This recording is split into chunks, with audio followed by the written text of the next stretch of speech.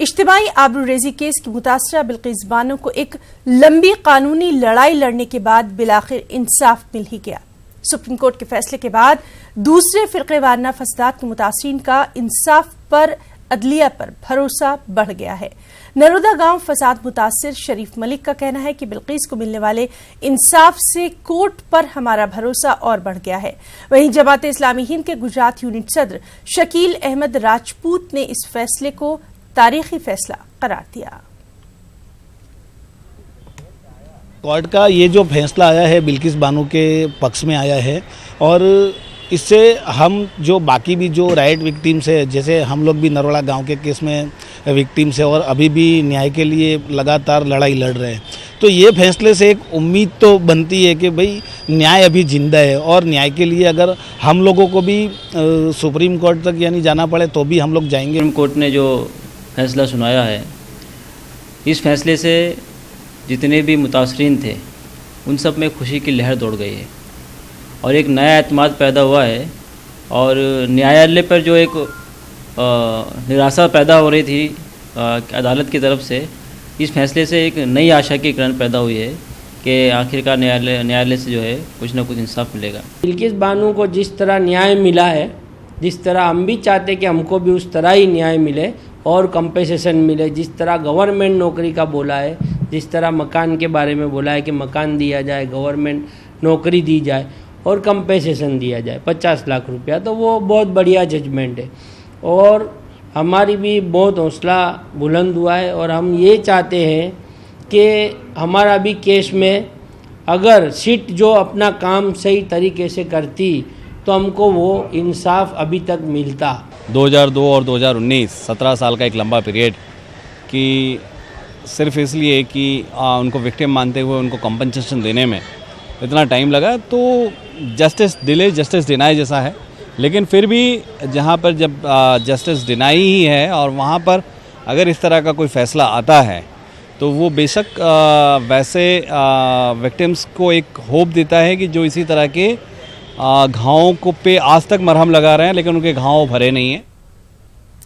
UP में बढ़ते हुए रेप के वाकयात पर रियासती वजीर एसपी बघेल ने मुतनाज़ बयान भी डाला। एसपी बघेल का कहना है कि गांव और दूरदराज के इलाकों में बैतुल खला न होने की वजह से रेप के वाकयात रूनमा होते हैं। इलाहाबाद में मीडिया से बातचीत करते हुए एसपी बघेल ने कहा कि उनको ऐसे वाकयात का जाती तजुर्बा है कि गांव देहात में रात के वक्त बैतुल खला के लिए निकलने वाली खवातीन के साथ जिनसी ज्यादती के वाकयात ज्यादा होते हैं।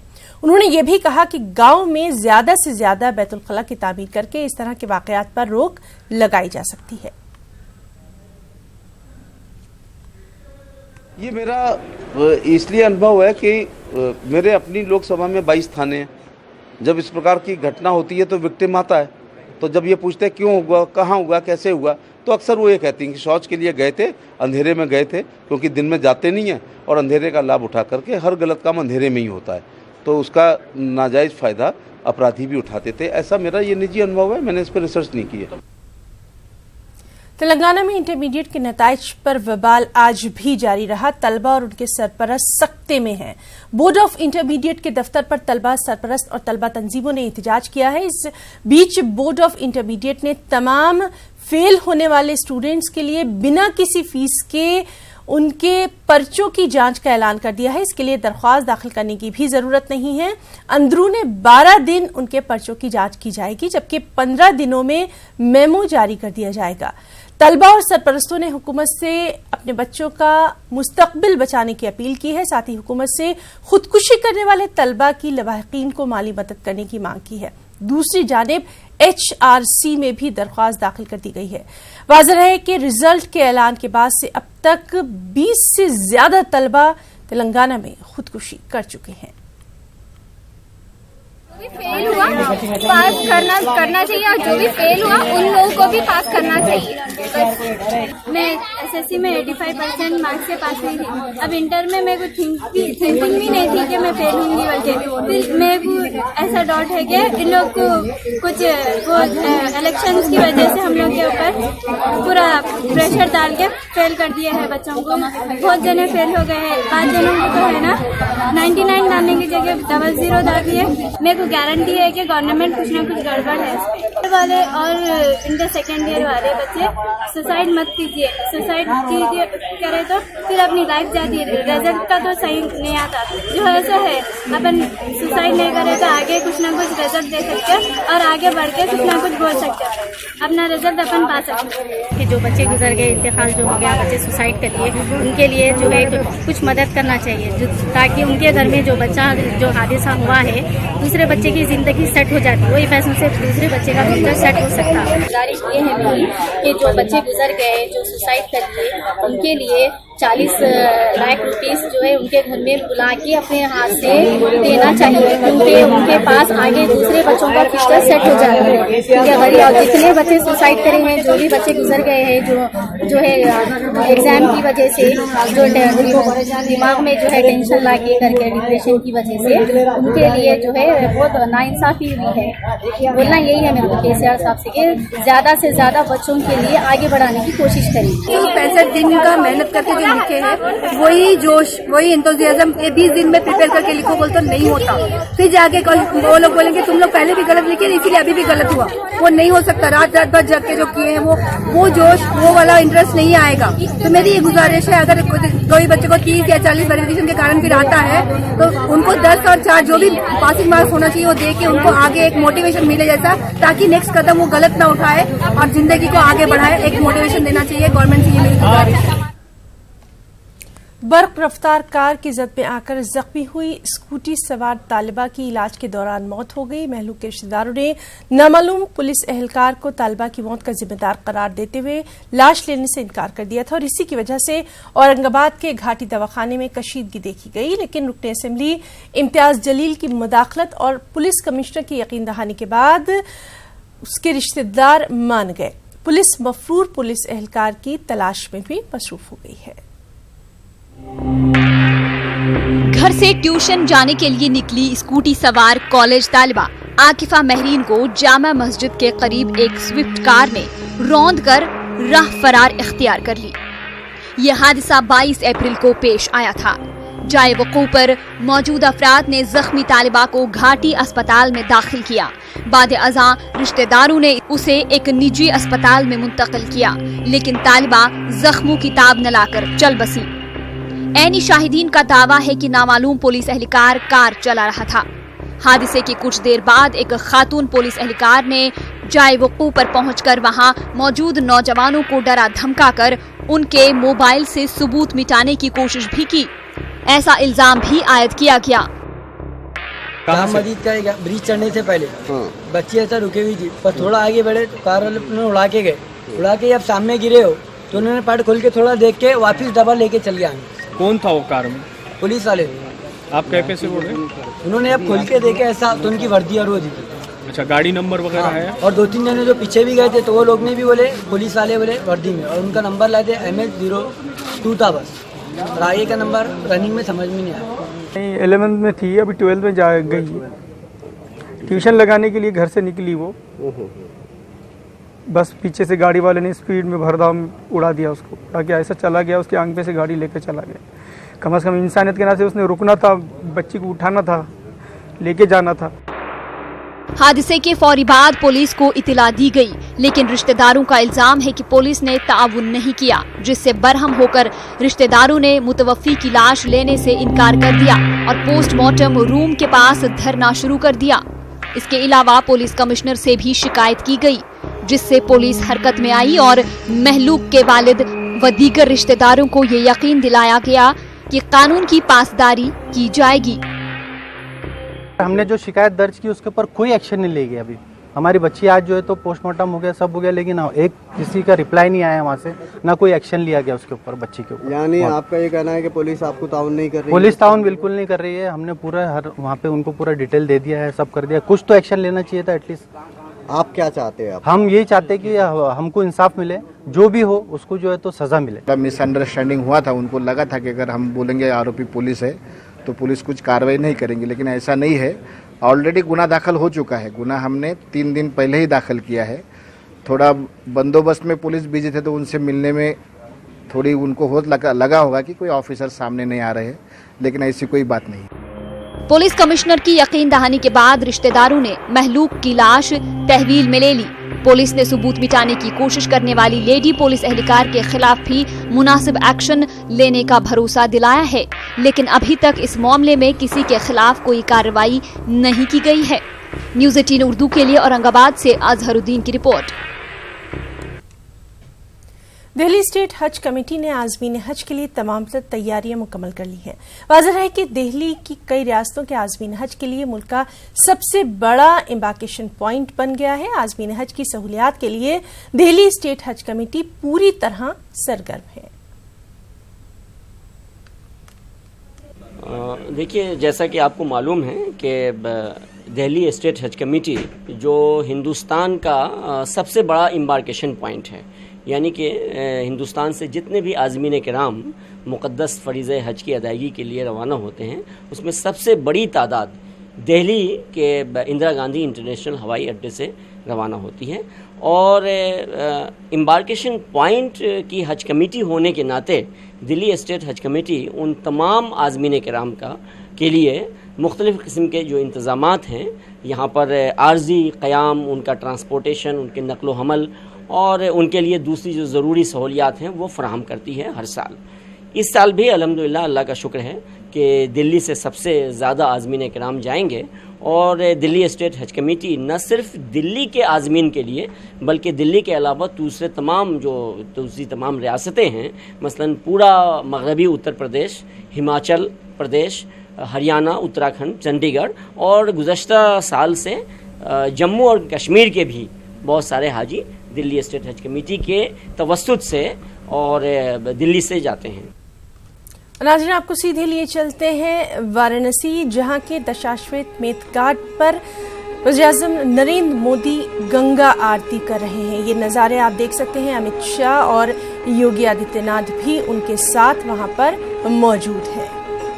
इससे पहले एक मेगा रोड शो भी पीएम ने किया था और वहां पर बीएचयू के तलबा से उन्होंने मुलाकात की थी। साथ ही साथ पंडित मदन मोहन मालवीय के जो मुजस्समा है उस पर गुलहाय अक़ीदत पेश की।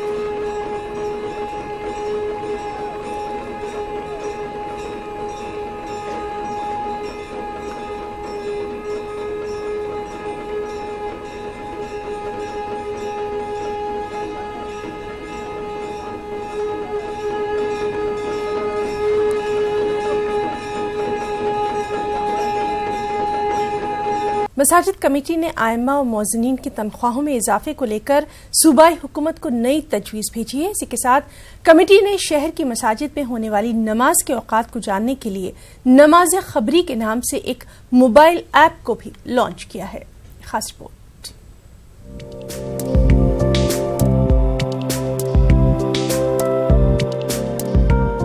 भोपाल को नवाबों की नगरी के साथ मसाजिद का भी शहर कहा जाता है। इस शहर में मसाजिद की कसरत इतनी है कि दुनिया में मसाजिद की कसरत में इसका नाम तीसरे नंबर पर आता है।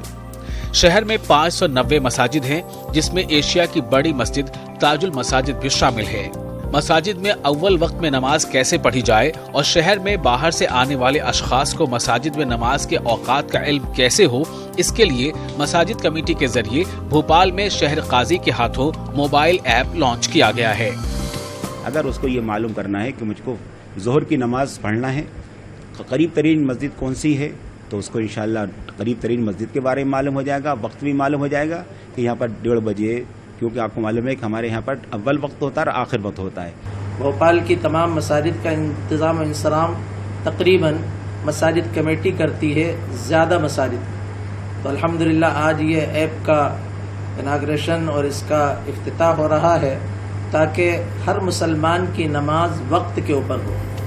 मसाजिद कमेटी के जरिए नमाज खबरी के नाम से लॉन्च किए गए इस मोबाइल ऐप को उर्दू, हिंदी और अंग्रेजी में भी सर्च किया जा सकता है। मसाजिद कमेटी रियासत भोपाल की मसाजिद का इंतजाम देखती है और जिस तरह से न्यूज़ 18 उर्दू ने मसाजिद कमेटी के ज़रिए एहतमाम आइम्मा व मुअज़्ज़िनीन की खस्ताहाली के मामले को पेश किया था, उसी का नतीजा है कि मसाजिद कमेटी ने कमलनाथ हुकूमत को आइम्मा व मुअज़्ज़िनीन की तनख्वाहों में इजाफे के लिए नया प्रपोजल भेजा है। कमेटी का कहना है कि अगर सूबे में ज़ाब्ता इखलाक का निफाज नहीं होता तो अब तक आइम्मा व मुअज़्ज़िनीन को खुशखबरी मिल चुकी होती। क्या कहते हैं मोबाइल के फंक्शन और आइम्मा और मौज़नीन की तनख्वाहों को लेकर जिम्मेदार, आप खुद सुनिए।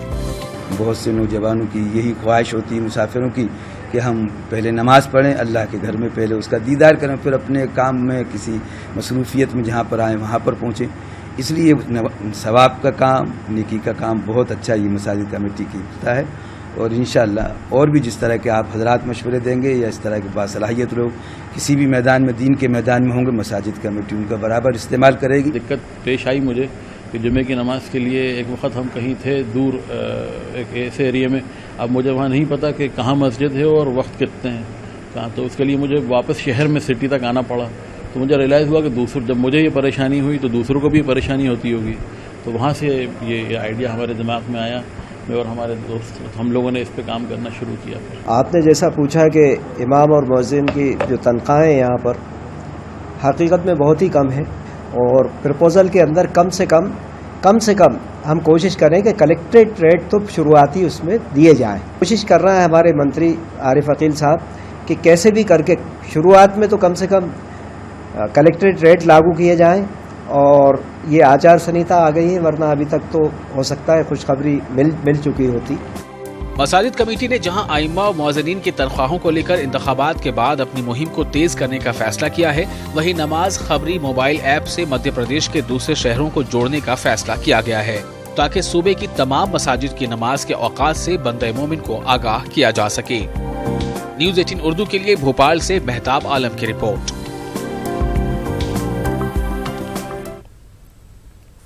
मुल्क के सबसे बड़े तालीमी बोर्ड यानी यूपी बोर्ड के इम्तिहानात के नताइज का ऐलान 27 अप्रैल यानी कल किया जाएगा। इस बार हाई स्कूल और इंटरमीडिएट में 58,06,922 तलबा और तालिबात ने इम्तिहानात के लिए रजिस्ट्रेशन कराया था। यूपी बोर्ड के इम्तिहान में इस बार तकरीबन 6.5 लाख बच्चों ने इम्तिहान दरमियान में ही छोड़ दिया है। यूपी बोर्ड की सेक्रेटरी नीना श्रीवास्तव के मुताबिक नताइज के ऐलान की तैयारियां पूरी कर ली गई हैं और 27 अप्रैल यानी परसों दोपहर 12:30 बजे हाई स्कूल और इंटरमीडिएट के नताइज का ऐलान कर दिया जाएगा।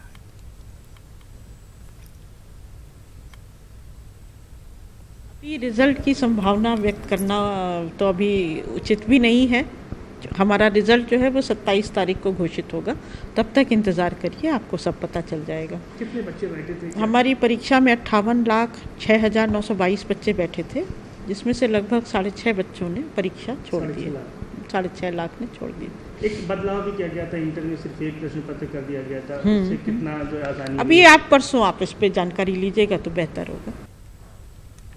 मेरठ रेल कनेक्टिविटी की तारीख में शायद ये पहली मर्तबा है कि किसी एक्सप्रेस ट्रेन को रेलवे ने लगातार कैंसिल किया हो और गुज़िश्ता 4 माह से इस ट्रेन के ट्रैक पर लौटने का इंतजार किया जा रहा है। मेरठ से लखनऊ को जोड़ने वाली 2 ट्रेनों में से एक राजरानी एक्सप्रेस जनवरी से लगातार कैंसिल चल रही है, जबकि नौचंदी एक्सप्रेस के चलने और कैंसिल होने से अब खास तौर पर मेरठ से सफर करने वाले मुसाफिरों को परेशानी का सामना है। टीटी जो है बहुत पुअर है। हमारी रोज हर तीसरे दिन तो कम से कम कोचिंग छूटती है, हर तीसरे दूसरे दिन कोई ना कोई ट्रेन रद्द रहती है। राजधानी और नौचंदी तो चल नहीं रही है। जो रद्द चल रही ट्रेन है फिर होता है कि दूसरी चूज करनी पड़ती है, उनसे आना पड़ता है, टाइम का नहीं हो पाता। अल्टरनेटिव कोई एग्जैक्ट ऑप्शन नहीं है, फिर देखना पड़ता है कि दूसरे के लिए, तो फिर और लेट होती है। हाँ बहुत दिक्कत हो भाई, लखनऊ जाने के लिए बहुत परेशानी है। इसे जल्दी जल्दी चलनी चाहिए। जनता को प्रजातंत्र है, सबको सुविधा देनी चाहिए। प्रजातंत्र का मतलब यही है, अगर जनता को सुविधा दे। बस कम मिलता है, फिर तो बस के अलावा कोई और रास्ता ही नहीं है, फिर उसमें खर्चा ज़्यादा बैठता है और तकलीफ और परेशानी है। इधर रिक्शा का किराया बढ़ जाता है, इधर रोड भी लंबा हो जाता है। 4-5 महीने हो गए करीबन जब से परेशानी का सामना करना पड़ रहा है। ये लोग अच्छा कुछ करना चाहते हैं, देश का हित के बारे में सोचना चाहते हैं, आम जनता के बारे में सोचना चाहते हैं, तो वो ट्रेन इनको फिर से चालू करनी पड़ेंगी। उत्तराखंड में ऑल इंडिया हज कमेटी ने हज कोटा बढ़ा दिया है और इसके बाद अब सूबे के 316 आज़मीन हज की तादाद में इजाफा हो गया है। इसी के साथ इस पर सियासत भी शुरू हो गई है। जहां बीजेपी इसे अपनी हुकूमत की हुसूलियाबी करार दे रही है, वहीं कांग्रेस ने इसको लोकसभा इंतखाबात में मुस्लिम वोटर्स को रिझाने से ताबीर किया। प्रधानमंत्री नरेंद्र मोदी जी के नेतृत्व में जिस तरह से पूरे विश्व में, पूरी दुनिया में हिंदुस्तानियों का मान और सम्मान बढ़ा है, उसी की लाइन को आगे बढ़ाते हुए जो क्राउन प्रिंस है सऊदी अरेबिया के, मोहम्मद बिन सलमान, जब वो हिंदुस्तान आए थे तो मोदी जी ने उनसे वादा लिया था कि मेरे देश के मुसलमान जो ज़ायरीन हज करना चाहते हैं उनका कोटा बढ़ा दीजिए, और उन्होंने तभी इस वादे पे मोहर लगा दी थी। उसे इम्प्लीमेंट होते होते वक्त आ गया है कि इस बार हज पे लगभग 25,000 ज्यादा लोग हज जा सकेंगे, यानी कि अब हमारा कोटा 2 लाख को पार करेगा। देखिए, हम लोग 5 साल लगातार, चाहे बहुगुना साहब रहे हुकूमत में, चाहे हरीश रावत जी रहे हुकूमत में, हम लोग लगातार बोलते रहे, और मुसलसल बोलने के बावजूद केंद्र की मोदी सरकार ने उत्तराखंड में हाजियों का कोटा नहीं बढ़ाया, क्योंकि उत्तराखंड में कांग्रेस की सरकार थी। कांग्रेस की सरकार को कोई वाहवाही न मिले, और विशेष तौर पे, खुसूसी तौर पे अक़लियतों के मामले में जो रवैया रहता है भाजपा का, वो उन्होंने अख्तियार करके रखा। धोलिया मालेगांव पार्लियामेंट हल्का इंतखाब की तशरीही मुहिम अपने उरूज पर है। एमआईएम सरबराह असदुद्दीन अवैसी ने मालेगांव में इंतखाबी जलसे आम से खिताब करते हुए वंचित अघाड़ी के उम्मीदवार नबी अहमद को कामयाब बनाने की अपील की, और जलसे आम में असदुद्दीन अवैसी ने फिल्म अदाकार अक्षय कुमार के जरिए इंटरव्यू लिए जाने पर वज़ीर-ए-आज़म नरेंद्र मोदी का मजाक उड़ाया। मोदी ये बोलते हैं कि 56 इंच का सीना मेरा, हम घर में घुस के मारेंगे। मोदी, अमेरिका के सदर ट्रंप ने कह दिया कि तुम ईरान से ऑयल नहीं ले सकते, तो तुम्हारा 56 इंच का सीना जाके 2 इंच का कैसे बन गया? तुम घर में घुस के मारने की बात कर रहे थे। अमेरिका का सदर ट्रंप फतवा जारी कर दिया। मैं माजरत चाहता हूं उलमाओं से। अमेरिका का सदर ने फतवा जारी कर दिया और कहा, मित्रों, दोबारा अगर गले मिलना है तो गले मिलने की कीमत यह है कि तुम ईरान से तेल नहीं खरीदोगे। सुनो। खास बात इंडिया में फिलहाल इतना ही। आदाब।